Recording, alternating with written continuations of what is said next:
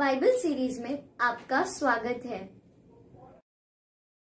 Bible basic instructions before living earth. यह एक यूनानी शब्द से आया है, बिबिलोस meaning books and in Latin ताबिबिला the books. It is basically term for the collection of books which are sacred, so holy Bible.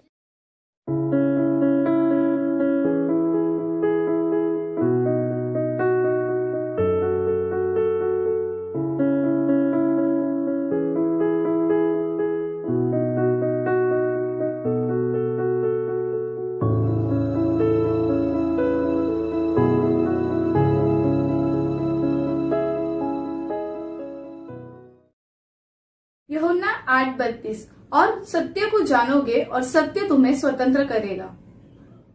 आज जहां हमारा देश स्वतंत्रता दिवस मना रहा है, लेकिन हम बताना चाहते हैं सच्ची स्वतंत्रता यीशु मसीह में ही है। बाइबल सीरीज, बाइबल के जरिए परमेश्वर को जानना और उसमें बढ़ना। इसमें हम वीडियो के जरिए वचनों की गहराई में जाएंगे और परमेश्वर के प्रकाशन को हम अपने जीवन में ला सकेंगे।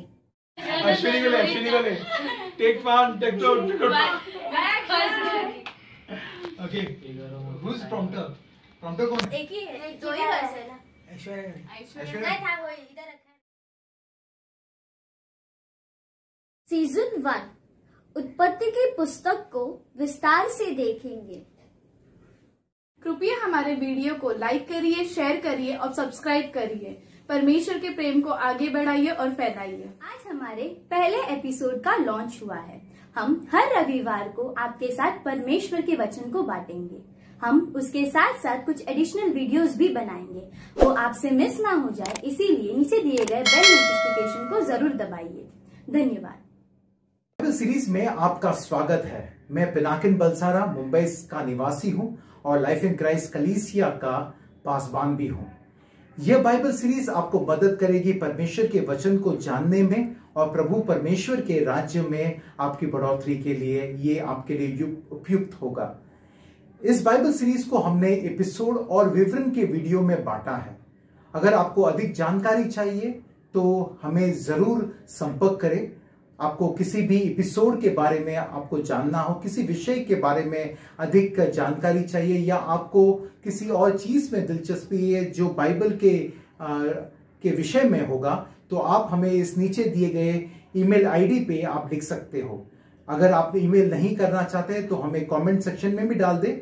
हम उसका उत्तर आपको ईमेल के द्वारा या कमेंट के द्वारा या ऐसे ही वीडियो बनाकर हम आपको देना चाहेंगे। हम आपसे कहना चाहते हैं कि ये बाइबल सीरीज आपके लिए आशीष का कारण बने और इसके लिए हम आपसे अपेक्षा करते हैं कि आप हमारे साथ एक हृदय के साथ जुड़े। आप जानते हैं कि परमेश्वर का हृदय अपने वचन को बढ़ाना और फैलाना है और वो अपने प्रेम के माध्यम से करना चाहते हैं। तो बाइबल सीरीज का प्राथमिक उद्देश्य यही है, परमेश्वर के प्रेम को फैलाना और लोगों को अवगत कराना उसके प्रेम के बारे में। और आप इस यात्रा में हमारे साथ जुड़ना चाहते हो तो हम आपका स्वागत करना चाहते हैं और हम चाहेंगे कि परमेश्वर के इस प्रकटीकरण के अवसर को आप परमेश्वर की आशीष के रूप में आप पाओ। प्रभु आपको हर प्रकार से आशीष दे। धन्यवाद।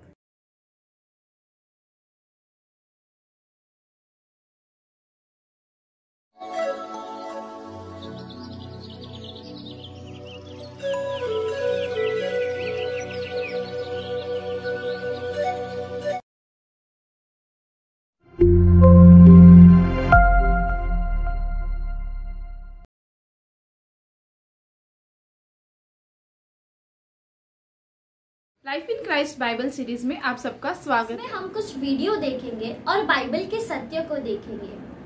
आज हम देखेंगे बाइबल के कुछ सत्यों के विषय में और यह हमारे लिए क्यों जरूरी है।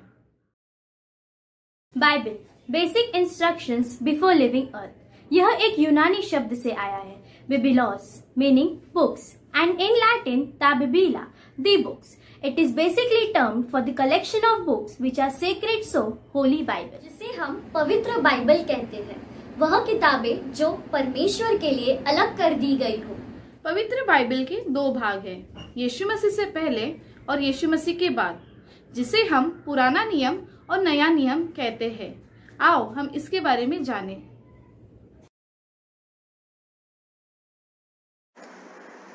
बाइबल, जिसका अर्थ हमने देखा कि पुस्तकों का संग्रह, जो परमेश्वर की किताबें हैं उसकी पुस्तकों का संग्रह। अगर हम चित्र देखें तो इस प्रकार हम देखते हैं कि एक अलमारी है और अलमारी में बहुत सारी किताबें हैं और ये सारी किताबें परमेश्वर के वचन हैं जो अलग अलग समय पर अलग अलग लोगों के जरिए परमेश्वर ने लिखवाई है। तो ये पुराना नियम की किताबें जो हम देखते हैं यहाँ पर वो है 39 किताबें हैं और नया नियम की किताबें जो है 27 किताबें। तो इस प्रकार है। जैसे हमने देखा पुराने नियम में 39 किताबें और नए नियम में 27 किताबें हैं, कुल मिलाकर 66 किताबें। परमेश्वर ने 40 लेखकों का इस्तेमाल किया जिन्होंने शास्त्र की पुस्तकें करीब 1500 वर्षों में लिखी। वे लोग जिन्होंने शास्त्र की किताबें लिखी वह सब अलग अलग समय में रहते थे। कुछ में 100 से भी अधिक वर्षों का अंतर था। कुछ लिखने वाले राजा थे, चरवाह थे, मछुआरे थे, सैनिक या योद्धा भी थे, डॉक्टर, याजक या प्रचारक भी थे। वे सारे अलग अलग सरकार या व्यवस्था में रहते थे और परमेश्वर ने उनका इस्तेमाल किया। हमारा पुराना नियम कुछ इस प्रकार है।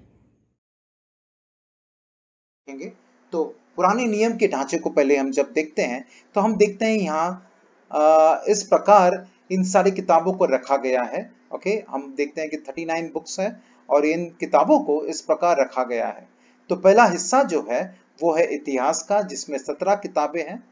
फिर आता है काव्य ग्रंथ, जिसे पोइट्री भी कहा जाता है, वो 5 किताबें हैं, अय्यूब, वचन संहिता, नीति वचन, सपोपदेशर और श्रेष्ठ गीत। और उसके बाद आता है नबूवत की किताबें, जो वो भी 17 किताबें हैं।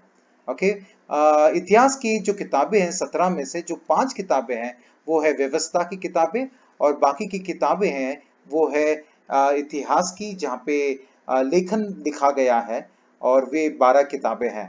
ओके, उसी प्रकार नबूवत की किताब में भी 2 हिस्सा है। वो एक है बड़े नबी जो 5 किताबें हैं और फिर आते हैं छोटे नबी जो 12 किताबें हैं। अगर इन सब को श्रृंखला मिला दिया जाए तो इस प्रकार होगा। पुराने नियम की किताबें जो है 39, ये 39, नए नियम की किताबें हैं 27 और कुल मिलाकर 67 किताबें हैं। ओके, और अगर हम लोग इसको थोड़ा देखा जाए तो किस तरह से है, अगर 3 और 9 39 और 3 गुना 9 27, उसी प्रकार अगर हम जो 12 किताबें हैं उनको भी बांट दे तो उसमें भी 3 किताबें जो आती है इन सब में वो या तो गुलामी के बाद की किताबें हैं जो हम देख सकते हैं नबूवत में और इतिहास में, पीछे के नीचे के तीनों किताब, और ऊपर की जो किताबें हैं ये गुलामी से पहले की किताबें हैं जो हम नबी में भी देखते हैं, गुलामी से पहले की किताब और गुलामी के बाद की किताब, और फिर हम इतिहास में भी देखते हैं गुलामी से पहले की किताब और गुलामी के बाद की किताब।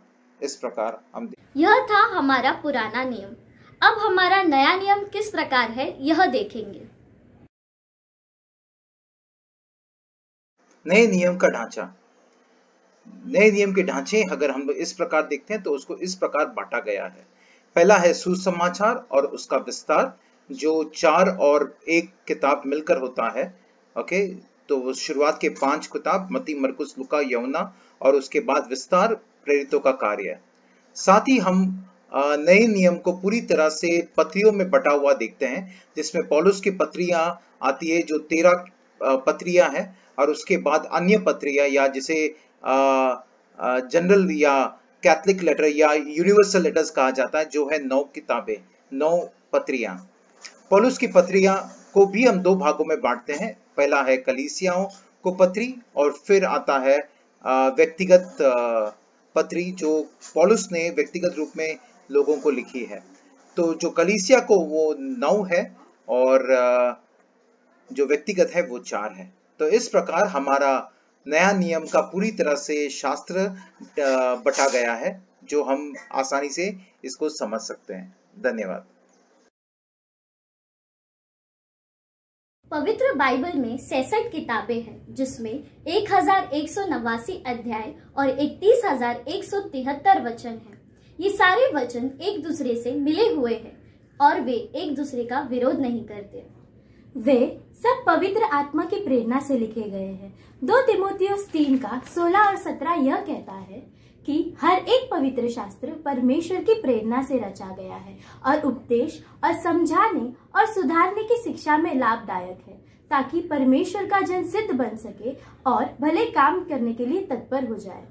अधिकतर लोग बाइबल को यही जानकर पढ़ते हैं कि मरने के बाद क्या होगा, पर बाइबल इसीलिए है कि हम इस जीवन में कैसे बेहतर जी सके, कि मरने के पश्चात हमें उत्तम पुनरुत्थान प्राप्त हो। पुनरुत्थान के बाद हमें इस बाइबल की जरूरत नहीं होगी, पर जैसे प्रकाशित वाक्य में लिखा है, तब अन्य पुस्तकें होंगी जिनके द्वारा हम हमारा अनंतकाल का जीवन बिताएंगे। डॉक्ट्रिन यानी सिद्धांत का मतलब है एक विषय पर पूरा बाइबल क्या कहता है। सिस्टमैटिक थियोलॉजी सारे डॉक्ट्रिन को सही रीति से रखना, जिससे वे एक दूसरे से तालमेल रख सके। बाइबल हमारे पास कैसे आई? बाइबल यीशु मसीह तक इब्रानी भाषा में थी, जिसे हम पुराना नियम कहते हैं। यीशु मसीह के बाद जब विश्वासी लोग बढ़ रहे थे, तब अधिकतर बोलने जाने वाली भाषा यूनानी थी और नए नियम की किताबें भी यूनानी भाषा में ही थी। 70 ईसा पूर्व 70 लोगों ने, जिन्हें सेप्ट्यूजिंट कहा जाता है, पुराने नियम का यूनानी भाषा में अनुवाद किया। सन 1384 में पहली बार विक्लिफ ने पूरी बाइबल को अंग्रेजी भाषा में अनुवाद किया। भारत में विभिन्न भाषाओं में बाइबल का अनुवाद हुआ। बेंजामिन स्कर्ट्स ने सन 1726 में बाइबल का अनुवाद तमिल भाषा में किया। उन्होंने बाइबल का पहली पुस्तक उत्पत्ति का अनुवाद हिंदी भाषा में भी किया है।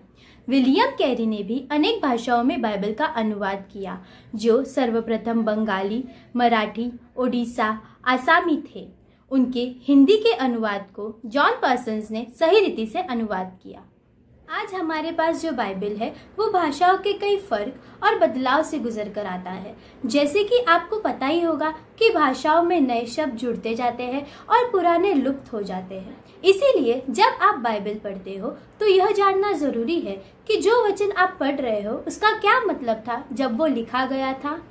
हिंदी बाइबल में जहाँ पहले धार्मिकता यह शब्द था, अब उसके बदले में धर्म लिख दिया गया है, जो वचन के अर्थ को बदल देता है। धार्मिकता का अर्थ है परमेश्वर के साथ जुड़ना या परमेश्वर के जन कहलाना, जबकि धर्म का अर्थ यह भी है विभिन्न धर्म, जैसे हिंदू, मुस्लिम इत्यादि। बाइबल साफ कहती है कि परमेश्वर ने मनुष्य को बनाया ताकि वह उसके साथ रह सके, पर मनुष्य ने पाप किया और उस कमी को भरने के लिए उसने धर्म को बनाया। तो जब आप बाइबल पढ़ते हो तो वो एक धर्म की किताब नहीं, परंतु वो परमेश्वर के वचन है, जिससे हम उसके साथ रह सके। अगली बार हम उत्पत्ति बाइबल की पहली किताब से देखेंगे।